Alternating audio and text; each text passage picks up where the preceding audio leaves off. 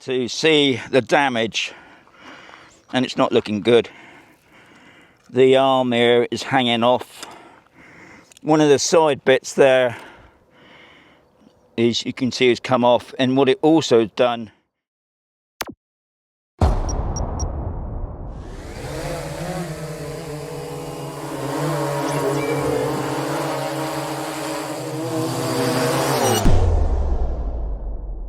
so today I'm out again flying with drones. Now in today's video, it's going to be a short one, guys, because I always go out probably with 2 or 3 drones to get these videos together, and today I would come out on a Friday.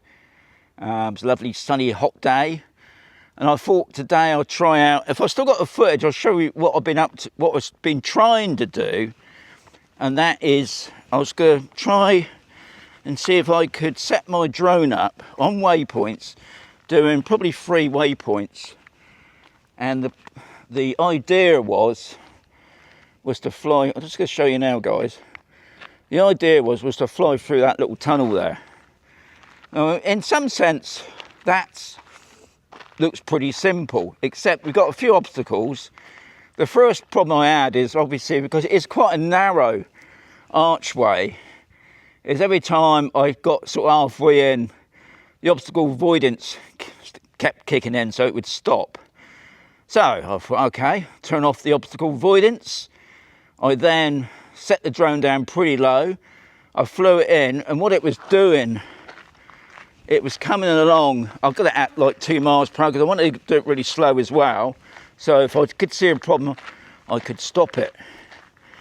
So when I get to about here, it would keep stopping because it would pick, even though I got it off, it would still keep stopping. So eventually, I managed to get it going through. And I had it sort of just over there, not very far away, probably about, I don't know, 4 foot off the ground, if that. 2 miles per hour. I'd fly it through here, and then I had another waypoint just here, and then I raised the drone up over there, so I thought it would be clear of obstacles. How wrong was I? And how wrong was I to turn off the obstacle avoidance? Because what it done, it turned around, and I thought personally it was higher than this, but it wasn't. So what it done, it come back to start and flew straight into this. I don't know, probably about, when you put it on return to home, we'll be talking between 10 and 15 miles per hour maybe. Anyway, it smacked into it. I'm just going to show you the result. So here it is. The battery had nearly come out. I mean, what I've done, obviously, this is not where the wall was. I just brought it back over to see the damage, and it's not looking good. The arm here is hanging off. One of the side bits there is, you can see, has come off, and what it also has done, which I think is the worst bit, is popped out the gimbal or the camera holding. So and look, and from also looking at it, I can see that the filter's come off as well. Now that's no problem. I think I've got another filter I can put on there. What about a lens protector? So one sense, the lens protector I had on there saved the camera, I think.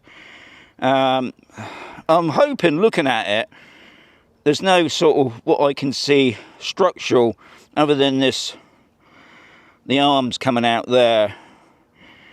So I'm hoping my good mate Steve, who's a bit of a dab hand at repairing stuff, it can put it all back together again.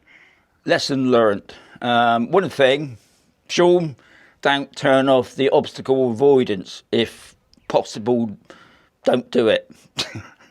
2, lens protector worked on the camera. That's one thing.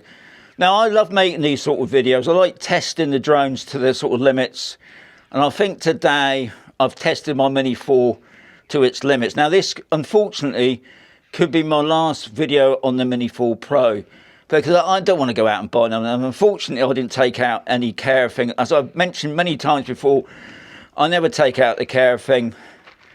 Anyway, you know, my own fault. I should have checked that return to home, but I didn't. And this is what happens.